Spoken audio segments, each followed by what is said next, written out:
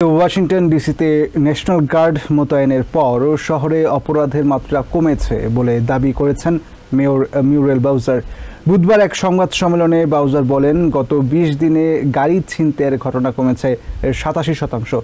এ সময় রাজধানীতে ফেডারেল অবকাঠামো উন্নয়নের জন্য $2 বিলিয়ন অনুদানকেও স্বাগত জানান ওয়াশিংটনের মেয়র।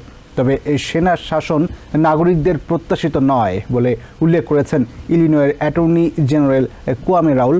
যে দেশ নিজেদের সেনাবাহিনীকে নিজ নাগরিকদের বিরুদ্ধে ব্যবহার করে সেটি ধীরে ধীরে ফ্যাসিবাদী রাষ্ট্রে পরিণত হয় বলেও মন্তব্য করেন তিনি।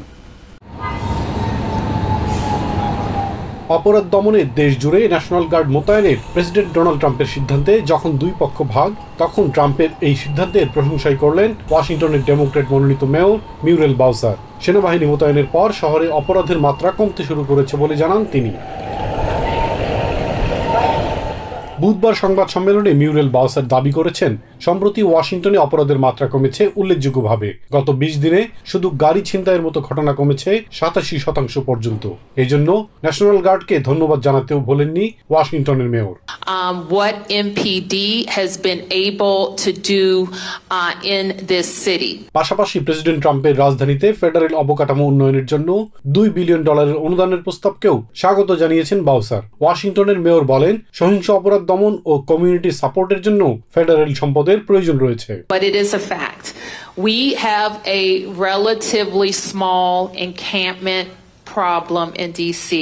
এদিকে নিউ ইয়র্ক সিটিতে অপরাধের মাত্রা আগের চাইতে ৬ থেকে ৭ গুণ বেড়েছে উল্লেখ করে নিউ ইয়র্ক সিটির সাবেক মেয়র রুডি গুলিয়ানি বলেছেন, বেশিরভাগ ডেমোক্রেট পরিচালিত শহরই এখন অপরাধের কেন্দ্রে পরিণত হয়েছে।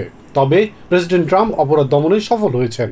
তবে সেনাশাসিত স্টেটে কেউই বসবাস করতে চায় না বলে মন্তব্য করেছেন ইলিনয়ের অ্যাটর্নি জেনারেল কোয়ামে রাউল। জননিরাপত্তা নিশ্চিতে পুলিশ বাহিনী রয়েছে উল্লেখ করে রাউল বলেন, এই কাজ সেনাবাহিনীর নয়। একই সঙ্গে সেনাবাহিনীকে আপনার নিজের নাগরিকদের বিরুদ্ধে ব্যবহার করা হয়, তখন সেই রাষ্ট্র ফ্যাসিবাদী রাষ্ট্রে পরিণত হয় বলেও মন্তব্য করেন ইলিনয়ের অ্যাটর্নি জেনারেল। চলতি মাসের শুরুর দিকে প্রেসিডেন্ট ট্রাম্প ওয়াশিংটন ডিসিতে অপরাধ দমনে পুলিশকে সহায়তার লক্ষ্যে ন্যাশনাল গার্ডের সেনাদের নিয়োজিত করার নির্দেশ দেন।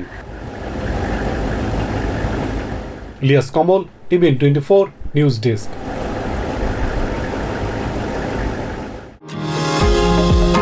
নিউ ইয়র্ক থেকে সম্প্রচারিত TVN 24 টেলিভিশন বিশ্বজুড়ে বাঙালির কণ্ঠস্বর।